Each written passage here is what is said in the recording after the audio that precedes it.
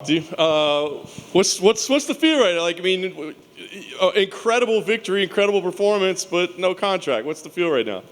It's all good. I'm just excited. I'm always grateful for the opportunity to compete. So, getting out of there unscathed, another dub, and I'll get a fight again soon. So, all good. And I've said this a few times already, but the goal is not to be a UFC fighter. I'm here to be a UFC champ, be the number one pound for pound fighter in the world. So, I'm 2-0.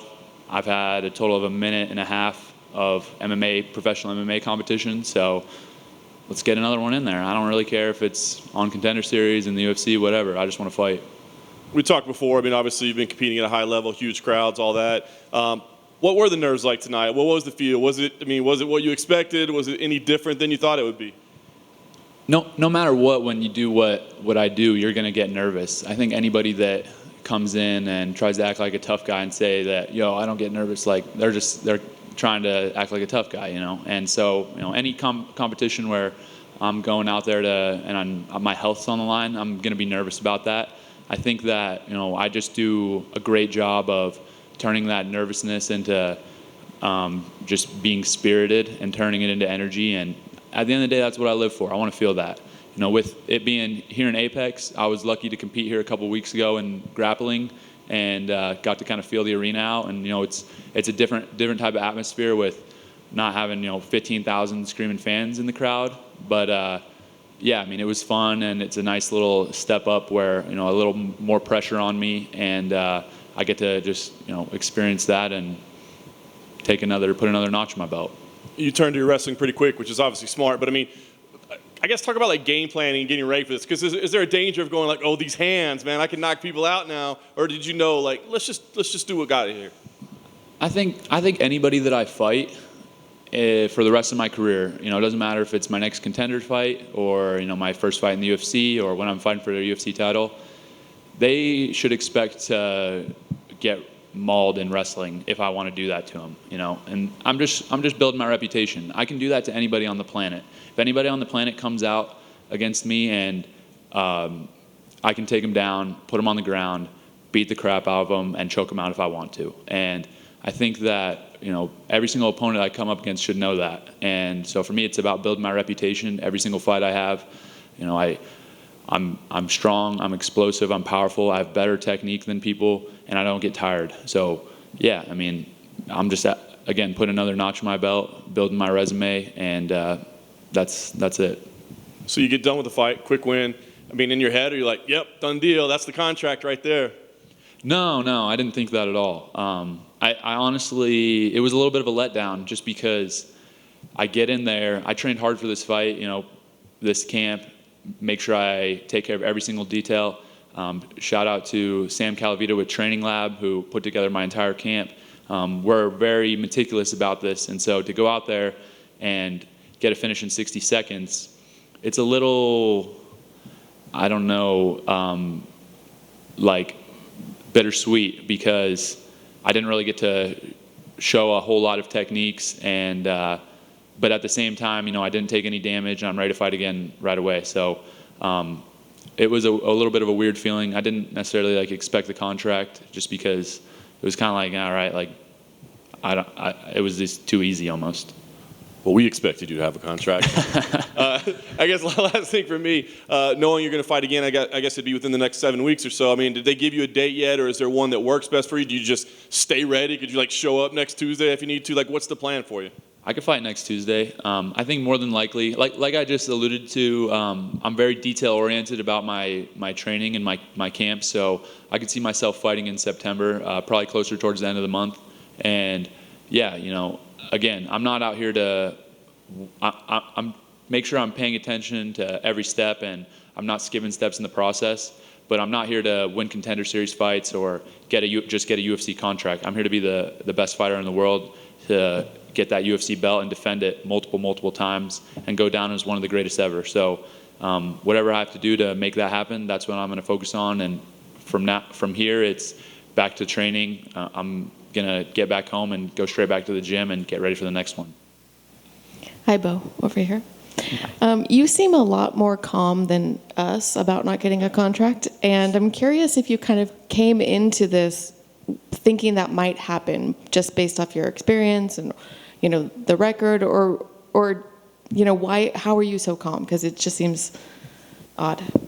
The contract wasn't even really a thought process for me. Like, I could, at the end of the day, where I'm at with my skills and what I know I can do, like, you can throw me against top 10 guys right now. So getting a UFC contract isn't like, oh my gosh, like it's not this big thing for me. I understand that it is a big deal, but that's almost setting the bar too low for me. I'm here to take the belt. And so with that being said, I've only trained for a year, and I'm 1 year into this, plus 20 wrestling years, so a little more than that. But 1 year into this, and I want to respect the process. And if Dana thinks I need to fight another Contender Series fight, all good. Feed me some dude, hopefully a little better than this last guy. But it doesn't matter who it is. I'll do the same thing to him. Is there going to be any pressure, you think, going into the next one, knowing how well you did in this one, to make sure that you show them I can be this good every time? There's always pressure. I mean, I set the bar pretty high. I don't really want to list my accolades, but I think they speak for themselves. And my goal isn't to necessarily impress other people. It's to just go out there, be the best version of myself. And that's why I train so hard. That's why I put in the work that I do every single day. And, that creates just a strong belief in myself and my capabilities. So I don't necessarily worry so much about expectations as far as, one-upping my last performance. I know I'm going to do it. Like, I've been doing this since I was 6. So at the end of the day, if you look at my wrestling career, I win a national championship as a sophomore.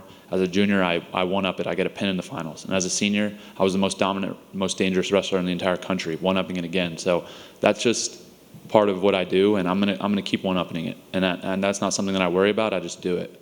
Thank you. Just along those same lines, are you somebody that understands or follows the betting market at all? A little bit. I mean, you were a minus 3,000 favorite at one point tonight, which that's a little low, I would think. It should have been more like, honestly, it was just free money if anybody bet on me, in my opinion. But yeah. Yeah, it's 300 to win 10 for those that don't understand the market, which is kind of silly. When you're like, does that even enter your mind at all of, oh, I'm just supposed to dominate, I'm supposed to do this to this guy, so. Well, I guess the betting odds didn't really, I felt like that already. When I saw the betting odds, I felt a little disrespected because I expected it to open at like minus 10,000. But yeah, so I mean, the odds, I was like, that's a steal, in my opinion. I thought people should have been hammering that line. But yeah, it is what it is. So hopefully those odds makers will wise up a little bit and come in a little better on the next opening. Or hopefully not. You can take advantage of that. You're allowed to bet on yourself. Did you do that? I bet on myself just by being in there. So, I'm betting on myself every single day. That's why I do what I do. I mean, I'm the man in the arena. So for me, I don't really need to put any extra cash on myself. I know I'm going to win, and I take my purse, cash my check, and go home and just enjoy it. Thanks, man. Absolutely. Thank you. Hey, Bo. Your opponent missed weight, and with you making weight your entire life, I mean, like, did you find that disrespectful? Like, what's your thought process with that? Definitely disrespectful. It was a little weird. I mean, I've been wrestling my whole life, 20 plus years. I've never once missed weight ever in my entire life. Not when I was, 6, 7, 8 years old, not in high school, never once in college. And I've weighed in thousands of times. So for him to do that, it really just was unprofessional. And I think that at the end of the day, he just didn't expect to win. So what's the point of him coming in and making the weight, right? Like, he knows what's going to happen to him, and that'll probably happen again in the future. I'm sure guys will come in and really not be believing in themselves, not be feeling too strongly about their chances. So it doesn't bother me at the end of the day. He came up to me after he weighed in and asked me if it was good, and I'm like, I do not care, bro. You come in at 205 if you want. Like, I'm going to smash you. So it is what it is, but definitely unprofessional, and yeah, that's it. And finally, for me, just how important has American Top Team been to you? huge. I can't thank Mike Brown, Dan Lanty enough. They've been just so amazing to me, helping me build a facility out in Pennsylvania at Penn State, ATT, Happy Valley, and along with going down to Coconut Creek, training with those guys, all the dudes down there. So, really so much of my success goes out to both those guys, to Dan and to Mike, because they pour a lot into me, and I know they believe in me, and that brings me a lot of confidence because those guys have been in this game a long time. Dan from the very, very beginning, Mike for so many professional fights, and a WEC, a world championship, and coaching some of the best fighters of all time. So to have those guys in my corner backing me means the world to me. Thank you, and I'm sure we'll see you in a couple weeks. Thank you.